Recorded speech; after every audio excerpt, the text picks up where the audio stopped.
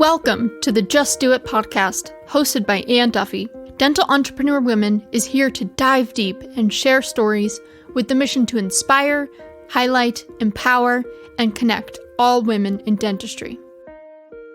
Hello, everyone. It's Duffy, and this is the Just Do It podcast with my very, very special guest and one of our keynote speakers of the DeW Life Retreat in November, Miss Katrina Sanders. Hello, Katrina.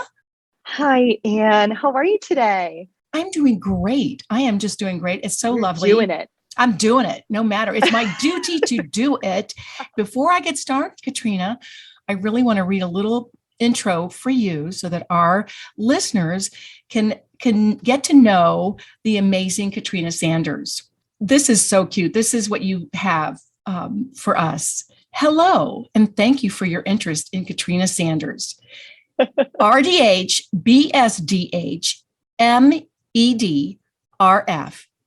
And she is going to be a speaker for the DeW Life Retreat. It is her goal and her mission and her why to utilize her unique talents, knowledge, and futuristic vision of our industry to connect with and empower as many dental professionals as she can. Having the opportunity to meet your participants, work with your organization, work with our organization, and support our collaborative agreement for excellence within the dental community. It's truly the pleasure of Katrina Sanders.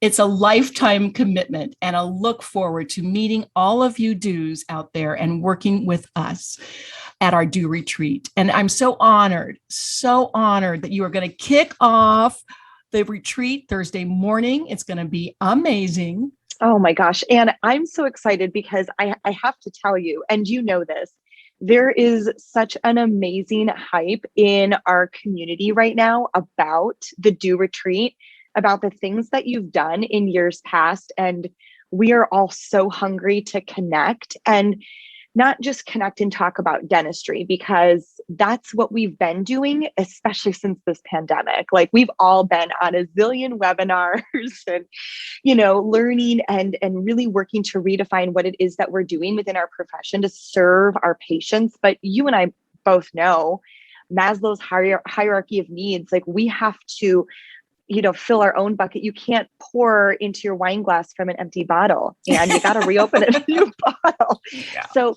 I'm so excited that we have this opportunity for all of us women to be able to pour into each other, and to do that with you, and to have the esteemed honor and opportunity to keynote it is just like, somebody pinch me. I'm so thrilled, and I'm honored, and I'm grateful, and I cannot wait to be a part of this amazing event. So thank you. Oh my gosh, you're welcome. You're welcome. Well, you're the perfect choice for us because as you know, when I remember seeing you at Under One Roof, and this is it's hard to remember when it was because it was 2 years ago, that you were representing or sponsored by Dents by Sirona, and you did this beautiful keynote at the front of the stage. And I remember sitting in the front row like a proud mama, you're so watching sweet. You grow, because I met you before you were actually catapulted into, I would say, stardom for the dental community. And what I know about you, Katrina, is that you walk that walk. I read all those initials. I don't even know what some of them mean, but you're a learner. You love to study. You are the real deal because you're in the trenches with AZ Perio. You love dental hygiene and you love the profession. And so that just gives you so much richness for all of us. And I just retired after 45 years of clinical. Yes. Congratulations. Thank you. But every podcast or every webinar I've seen you on, it has brought me to more excitement, more gratitude, more just love of what I have done in my career, and to look back on a career in dental hygiene, and to know that I was fulfilled in that career has really meant so much to me. And just seeing the new generation of the dental hygienists come out with such passion, such knowledge, and really commitment to growing the profession within the profession is just it's so yummy and so outstanding. And so you are a do extraordinaire, and you are the perfect person to inspire all of us because you do that on a regular basis. But the interesting thing, you started as a hygienist. Yes. And then tell us, how did you get from being a hygienist in the operatory to that very next step? I mean, what was the first step you made to have this amazing career that I know young and, I mean, heck, if I was in my 50s, I would look at you and say, hey, it's not too late. Dues don't retire. Yeah, how did what led you to get started outside of the op while still staying in the op? Oh my gosh, what an awesome question. And I have to say, I get asked this quite a bit from people. The first thing was, and this is the craziest thing, when I was in dental hygiene school, my senior year, we had to fill out a career development manual where we had to kind of mastermind or almost manifest, like, what would your perfect career look like? And Katrina Sanders, like senior dental hygiene student, I just found my manual the other day because I forgot about it. And I was going through some old boxes. I wrote that I wanted to speak. I wanted to travel. I wanted to work as a consultant. I wanted to publish. I wanted to write. I wanted to be, to be different in my community. And I wanted to use my talents, my passion, my skills in a unique way. And it's so funny because when people would ask me this, when I first started my business, I would say things like, well, I listened to this podcast and I, bought this guided journal and I hired this coach. And all of those things are really important. And they certainly helped catapult me and build. But I had to take a moment, and there have been some very influential pieces in my life just very recently, which has caused me to look back. Even before hygiene school, I was a speaker. I mean, even watching like my family videos, my mom put me at the center of everything. She had the camcorder around me. So I was very comfortable being on stage, being in the spotlight. I sought it when I was in high school. I was, on the forensics team, the debate team. I was in theater. Those things shaped so much of what it is that I did even before I went to hygiene school. And to know that now I'm in a position where I'm still seeking that spotlight, albeit in a different way, really wanting to talk about hygiene, but even more so wanting to create this fun sparkle for us in our profession is huge. But moving forward, the biggest piece for me was I, early on in my career, began to fall out of love with hygiene. And I hated that because I went to school and I loved it so much. And I graduated on my graduation day. I said my oath and I got my pin, and I was so ready to sign my name with those 3 letters after my name. And after a while, signing my name with those 3 letters, RDH, built resentment. I was drained. I was working in practices that did not honor my skills and my talents. I had to lower my standard of excellence so that I could best align with, quote unquote, that's how we do things here. And as that began to weigh on me, it almost forced me, and I don't admit this. In fact, this is probably the first time I'll admit in a public forum that I started to look for professions outside of dentistry. I started to look in pharmaceutical sales. I really thought dentistry is probably not for me. And I had to have this moment where I realized I love dentistry, and dentistry loves me, but I need to create the career and the profession that I want. This is my locus of control. And so I began to create some mindset shifts. I began to think about some of the things that I was doing, like building a perio protocol in my practice. And instead of thinking, they don't have a protocol set up and what a hot mess office I work in, I thought, I get to do this. I get to create the type of hygiene department that I want. I get to create the protocols that I want to institute. And by the way, future consultants out there, what you're doing is you're building your consulting curriculum. I was teaching for a local dental hygiene program here in Phoenix, Arizona, and I loved teaching. And I was sharpening my skills in presenting content in a way that helped people understand. I was leaning back on my theater background to create an entertaining and comedic style to how I delivered this content. And so I must say, the main theme of where it is that I am today began from a place of uncomfortability, of me, not being happy, of me not wanting to be complacent, of me falling out of love with something and recognizing that I had the opportunity to reignite that passion. And so here I am today, built a relatively provocative and contrarian brand in dentistry, where I really do want to lead the charge. I want hygienists to absolutely love what they do because we deserve that. It's a thankless job. I honor amazing individuals like you, Anne, who've been practicing for decades, serving our community. As you know, our profession is moving forward, and I want to be a part of that charge. I want to, clear the path so that hygienists behind us can step forward and really step into their purpose and serve in a beautiful way. Wow. That is absolutely phenomenal. And one of the things you said that really resonated with me is you took ownership of your own mindset at a young age. So like, who was helping you? What were some of the things that you were listening to, or did you have a coach? Because, so often, you need somebody to like switch it around. It's not about them. It's about what I'm going to do. How'd you do that? Yes. So a lot of that mindset work, first of all, began with me accepting that I could make that change. And this is where we go into a lot of work about the internal and external locus of control, that all too often we feel as though so many other things are impacting that we don't have control over the situation. And I recognized that when I drive to work in the morning, I have two options. I can be resentful and annoyed and frustrated and angry, or I can remember that time when I was in hygiene school and I begged to have a job that was paying me what it was paying me. And I begged for the opportunity to treat patients without my instructor doing, checking my calculus removal, And so first I had to invite it into my world, which I know sounds a little bit hippy dippy, but I've got some crystals over here. So just go with me on that. I got it. I had to invite that in. And when I was ready, when I acknowledged I have an opportunity to change my world and to change my mindset, that's when I did start to dive into some coaching. I worked very closely with a master life coach. Her name is Kara Alwell. She has a podcast called Style Your Mind. And she has several guided journals and some amazing books.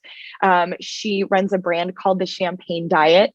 And she really leads the charge in empowering female entrepreneurs who are multi-passionate to really step into their power. And so I began listening to her podcast on the way to work. And I will say this, Anne, what was funny is, do you know the app Voxer? Are you familiar with that? Yes. Yeah, I've heard of it. So I have Voxer. And what I used to do every morning driving to work is I'd hop onto Voxer and I'd Vox my friend Becky, who's a hygienist.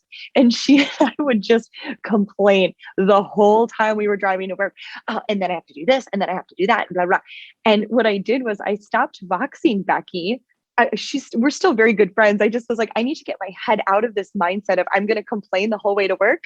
And instead I started listening to Kara's podcast, and I found that I was getting to work and I wanted to create a better environment for my assistant. I wanted to create a better working environment for my colleagues. I wanted my patients to love being in the operatory. And I really began to feel just overwhelmed with gratitude. I began to look at the operatory as a sense of inspiration. Like when I started writing articles, and by the way, I wasn't getting paid when I first started writing these articles, the op gave me that inspiration. I would find a patient would say something. It's like, ooh, that's a good title for an article. Or, people would come to me, my colleagues would ask me questions about an injection technique. And I thought, oh my gosh, that's an amazing course to build out. I began to receive. And instead of this scarcity mindset and frustration about how are you going to pay me for this? And I'm writing this article and I'm giving this time. It became about an abundance mindset and how can I share and how can I grow in that? And that really led the charge for me in creating this insane wine sipping empire that I have now. So it's been cool. It's been really cool. I love that you said that what goes in your brain comes out of your brain. And, it is funny if you, a long time ago, one of my coworkers said, could you bring me to pick me up every morning and go to work with me? And I'm like, I don't know, because we would be like, the whole way there. And I have a certain routine when I would go to work. Well, back in the day, all of you that are listening that are, have been practicing over 40 years. I have a CD. And by the time I got to work, it was really about abundance. It was really about how can I care? It was really about my calling within my dental hygiene profession. A lot of people have a hard time finding a calling within that, but we're all called for something, and you don't want to waste those 8 hours a day that you're in the operatory, waste them, right? You want to build on that. So I love that you just a simple thing, if you're listening, right? Change what's going in to your mind and to your brain. That's a great start, But, I know it's not all like, skipping through the tulips, right? That's what it looks like on social media. Yeah. No, you've been pretty authentic. And I would say I forgot that you were in theater. That does not surprise me, because you are so authentic, but you also, your emotions, it's the real deal. So, when we see Katrina Sanders, we see a real person with real emotions, and you're not afraid to hide that. And we've been through a lot with you. Those of us that know you and your fans, you've got, a tremendous following, which, it's growing by leaps and bounds. And I got to tell you this. I remember when I first started following you, and we didn't even know each other. It's like, oh, that's a little, like you said, provocative. And yet it was so cool. I was like, my gosh, she's just so authentic, but with this heart of gold and this abundance mindset that you have. Like, everybody is welcome to laugh with me and be with me. And why we don't have to be all that serious all the time. So I think that you've gotten through some things. So some of the barriers, right, that you've, like now you're speaking and you're getting the big gigs, which you deserve because you deliver. Right. It's not like you're I have seen you put a program together, and it is rock solid with science behind it. And, I love the way you present that. So what are some of the barriers and that you've seen along the way, and especially for women in our field? We're dominated by women in dental hygiene, but you're breaking into other areas. Mm-hmm. Yeah, I would say, first of all, the biggest barrier that I had to get over was imposter syndrome. And for those of you who don't know what imposter syndrome is, it's I don't know if it's like a term in our psychology books, but the concept of imposter syndrome is, who am I to share this message? Who cares what I have to say? Who would pay me to do this? That's silly. That's bizarre. And I will tell you, the first catalyst in me launching my work was, I knew I needed to do something more. I felt it in my heart, and I bought this guided journal by Kara Alwell. And the very first question in the guided journal was, if you could do whatever you wanted for the rest of your life and money was not an object, what would you do? And the thing is, a lot of us would say things like, I would go to the beach and hang out with my fabulous gay friends and just sip Chardonnay and eat sushi all day. But then you get sick of that after a while, because we are passionate beings and we have an ultimate purpose. And so we have to be able to step into that. So after you spend a couple of weeks, in Santorini with the gays, what would you really do? And in this guided journal, I wrote, I would drink wine, talk about dental hygiene, and save homeless animals. I wrote that in this guided journal in 2017, in March of 2017. Wow. And I will tell you, 4 years later, I have built a business making more money. Not that it is about the money, it's about the impact. But I have sustained myself by drinking wine, talking about dental hygiene, and saving homeless animals in many different facets. And I'm very grateful that the Katrina RDH empire has also expanded into other philanthropic work. But the first thing I had to do was, after I read that, what I wrote in 2017, I sat back and I thought, that is the most ridiculous thing. And nobody's going to be able to build a business off of that. And that was the first hurdle I had to get over. A few other common barriers that I think a lot of people run into. You look to the people in that profession to provide you advice. What are some of the things that you did to get started? And that works for many. It doesn't work for me, because I am not here to look like everybody else. And I'm not here to be an annoying echo. And I'm not here to replicate the things that everybody else has done. I'm here to stand out. And I'm here to make something different. And I'm here to be a unique voice. And so I was told things by our colleagues, things like, you shouldn't wear dresses like that, or you shouldn't wear high heels like that. It makes people feel uncomfortable. I had somebody tell me, somebody come up to me in the bathroom one day and say, I can't believe you'd walk out onto stage without pantyhose on. I had people early on tell me, you shouldn't try to be funny on stage because women aren't funny. And so, putting a lot of those things aside, that quote unquote advice that came from people that were well-intended, but didn't serve me. So I had to move over those barriers. I had to walk through a lot of other barriers. And one thing that I do want to be clear about for the women that are listening is that your personal life very much, can provide a safety net and a structure and a support. If you have an amazing partner, if you have supportive friends, if you have influences in your friend circle, in your family life, that can provide a beautiful source of scaffolding and support. It can also make it very difficult, for women to feel as though they have the time, the money, the freedom, the autonomy to step into their own power. And speaking frankly, and I've put this out on my social media, so it's not a new concept, but I dated a partner for many years who, without me really understanding, was not supportive from the way that he spoke to me. And as I read back on journals and the things that I wrote about at the time when we were in a relationship, it was very clear why my business and my work would never go to the moon if I allowed that energy in my space.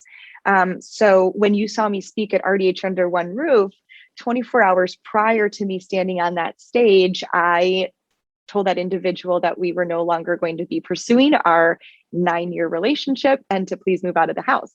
That takes bravery. That takes, a lot of swallowing down your own pride. It takes a lot of honoring that the fear of going, on with your life cannot outweigh the fear of being in the same stagnant situation that you're in. In addition to that, over the past 2 years, my mom suddenly and tragically passed away, collapsed in the kitchen. And we're very, saddened by losing her because it was very untimely. She was not sick. Dad found her on the kitchen floor, performed CPR on her, and it was enough to pump enough oxygen into her vital organs so that she could donate her organs and her tissue. And we're very proud of the life-saving gifts that she has provided to our community. And most recently, my mom's lung cells were used to test medicaments against the SARS-CoV-2 and COVID-19 virus at the University of Wisconsin in Madison. So we're very proud of my mom. And after that, of course, you write your parents' eulogy and try to figure out how to move on with your life. And of course, at that time, I was pouring into Dad, and there's so much gratitude I have for the support that I have from my family. And so, of course, as life would continue to challenge me in December of 2020, just like Groundhog's Day, Dad was not answering the phone one morning, found him collapsed in the same spot Mom was. And we lost him in December of 2020. My dad was my best friend, and he was a massive driver and a source of inspiration for me. So you identify that this is one of those moments where either this is the end, this is where the dental hygienist dissolves, sips her last glass of wine, and goes back into the operatory full time and leaves behind all of that, or this is the time when the dental hygienist opens up a new bottle and continues to find things to celebrate, knowing full well that there is a lesson in all of this somewhere.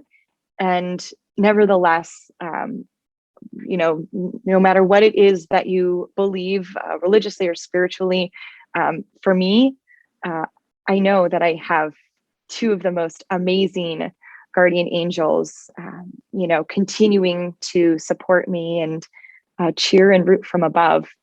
I would have to say those have been incredible barriers, and certainly those could have been opportunities for everything that I built to come crumbling down around me. But what I learned in all of those things is that life is not promised to you. Tomorrow is not promised. And I cannot live a life of regret and wondering, what if I would have launched that consulting firm? Gosh, I had a lot of passion and talent around that. And what would life have looked like had I been brave and done those things, instead of living in a scarcity, fear-based mindset of, well, I'm going to die tomorrow, so does this all matter? I realized in writing Dad's eulogy, which was and will probably always be the most difficult program/speech I've ever written. And when I had to write about his legacy, and when I had to write about what was so special about this man, it was about the impact. People who had never met Dad wrapped around me and my sisters and my brother, while maybe they had never been in the same room with him or shook his hand, or maybe he didn't know who they were. What he did was he lit a candle, and that candle lit another candle until the dynamic energy of who he was illuminated so many. That's impact. That's a legacy. And who would I be if I didn't continue that? Because that's what Mom and Dad wanted. Yeah. Yeah. Oh, it's beautiful, Katrina. And I'm almost picturing them in heaven, the beautiful unconditional love that they raised you with. First of all, I'm applauding them as just amazing parents.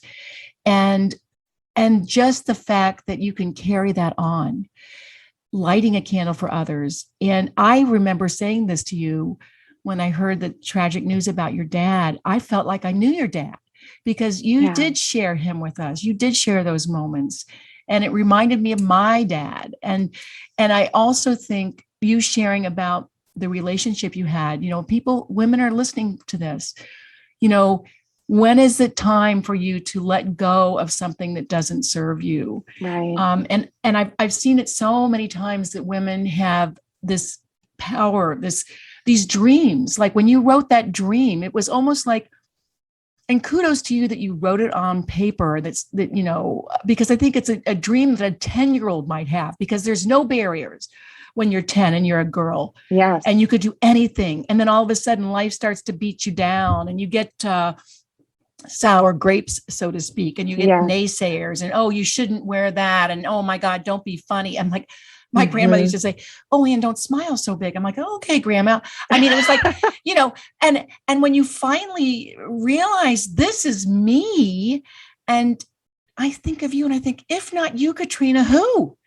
You're changing the world for all of us. And for those that are following and those that are in it, I think you give us hope and also determination to not let anybody squelch your dreams, because we can do it. We're all special, unique, and we all have these amazing talents.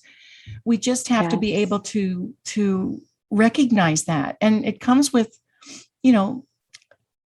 loving yourself first, because when you're in a trapped relationship, you don't feel very loved and you don't feel very loving. And that's we don't have to put up with that, but the fear of that. And so your story will resonate with when people that are listening with us. And then I can't wait. It just really feeds right into, when life gives you sour grapes, stomp them. Stomp them, baby. Stomp them. That's right. And that, I'll never forget this. And listen, those of you that are coming to the retreat, Katrina and I talked a little bit I think it was it ADHA that we talked? Yes. And then all of Yeah. a sudden, the next thing I know, I get this absolutely beautiful scenario of what you wanted to say from your heart to the women that are going to be with us. And it's so special. I don't even, I could, that honestly, did you feel like you were being channeled? That was an out of body experience because it just, I don't know. I think you must feel that way quite often when you're writing. Yeah. That you're like, where are these words coming from? They are coming from someone that's so deep, and yet you can express your thoughts in such a beautiful, poetic way, Katrina. And that's a gift that you have. Thank you. I'm excited. It's so, and you're right. And to your point, I think there are so many women that have so much beautiful innate talent within them and so many gifts that they're not sharing with the world. And I think, I'm studying a lot about the feminine energy of business and the masculine energy of business. Well, you have to have both. You do. But there's something that's so beautiful and strong and robust about women in business, and women in life, because their intuition, it's something that we as women have been taught to ignore. Don't honor your feelings. When you just have a gut feeling about something, or you say, why is it that my heart is feeling so called to this right now? And it's hard because we've been so accustomed to look to logic and analytics for everything, particularly in dentistry. But we serve people. We are healers. We are helpers. That's what we do. There's a beautiful intuition that has to come from within. And there are women out there, I know, Anne, that are listening to this right now that feel something in their gut. And you know what? It's been bothering them for a while. For me, it was my relationship. I would go to Jazzercise because that's my time to just kind of openly think.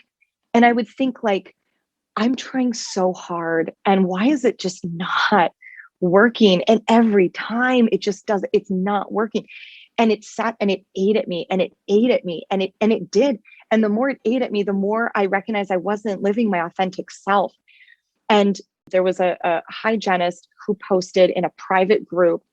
Now she's very open about it. And she shared in this private group of women about the relationship she was in at the time and the fact that she was walking away. And here's why. And I felt so compelled by what she said because I was living that too. And if I was going to start this business and live in my truth and step into my power, and if I'm listening to these podcasts every morning and gosh darn it, I'm working all day, I'm using my lunch hour to send emails to potential clients and to write programs. And then I work the rest of the day and then I come home and I'm working all night and I'm going to bed. And then I'm working my weekends and I'm flying myself places for free because I'm not making money. I'm doing all these things because I'm building something. And yet here I am holding myself back. Because if I'm going to stand up there and expect people to pay me to hear my voice has to say something that is honest and raw and genuine. And so to your point, there's something for most women that if you're not living your purpose right now, that you feel in your gut that there is something there. And maybe it's not even dentistry related. Maybe it's, I want to start a friendship bracelet company that helps benefit dogs with dysentery or whatever, whatever it is, that there is something that calls to your heart. And there's something so magnetizing about someone who has stepped into that power that people just cannot explain. And for somebody who feels, and I'm still working through that every day, I being completely raw, honest, and authentic. I miss my dad every day. And I am working tirelessly to release the grief of not being able to call him and talk to him every day. It is work. There is a lot of work that I've had to do within, but every step that I take in releasing that brings me into a deeper sense of purpose. And it feels amazing to be able to do it. It really allows me to honor my calling. And to your point, honor what mom and dad would want. Yes. And it's okay to hang on to your grief, because your grief, it's almost like I'm looking at your title, When Life Gives You Sour Grapes. It's really, that is grief, but if you own it and you take it and you recognize it, you can turn it into something beautiful. And that's what they would want for you. Absolutely. If we're going to honor their legacy, they would not want you to be sad, but sadness is okay because it's a journey and you can't just stuff it, which is, that's kind of been my mojo, but I know that that's not the way to be. We have to use it, turn it around. Yes. Because as a sommelier, right? Is that right? Yes. You know that if you have no matter, I would imagine you could make a delicious wine out of anything if you could get your feet in the. That's right. The Crush them, right? Crush them. Absolutely. Yeah. And that's the message that I'm really thrilled to be able to share at the DeW retreat this year, is to show and provide hope and maybe a sliver of inspiration about the fact that the universe is never going to put on a silver platter $250,000 for you to start your business and a free life coach. And you know what I mean? And all of a sudden your partner is going to turn into the world's most supportive person. And all of a sudden, your weird ex is going to stop texting you, and, your friends are all going to get behind you, and all these hours in the day are just going to appear out of nowhere. And it doesn't happen like that. The thing for so many women is that they take those moments and they create magic from it. And so I'm excited to be a part of this program, and I'm excited to show a little sparkle of that magic for everybody at the DeW retreat this year. Oh my gosh, there's so much. And not only that, but just be able to hang out with you and to see, because some of what you said and some of the teas here, honestly, people think you make it look easy, Katrina. You work hard for where you are right now, darling. It is hard. But at the end of the day, you've got your eye on the prize. You've got your eye on what you're good at, right? You know what you're good at, and you know what you want to deliver, and you are doing it, girl. You are doing it, Katrina. Do extraordinaire. I can't wait for everyone to get a little bit of your message and to grow your message in their own hearts and their own souls, their own minds. So, thank you, darling. And just have the best day. Thank you. You too. As the world opens up and closes down and opens up and closes down, we're going to do it no matter what. We got this. And if you're having a tough day, as you and I know, call a DeW, right? Yes. Maybe help you out. Yes. Lean on your amazing support system. Yes. And keep doing you all. Keep doing you. Thank you, Katrina Sanders. You take care. Thank you. We'll see you soon. Mwah. Yes. I love you. Thank you for listening to the Just Do It podcast, hosted by Ann Duffy. To learn more about dental entrepreneur women, to share your story, or to join the movement, please visit our website, dew.life. That is DEW.life.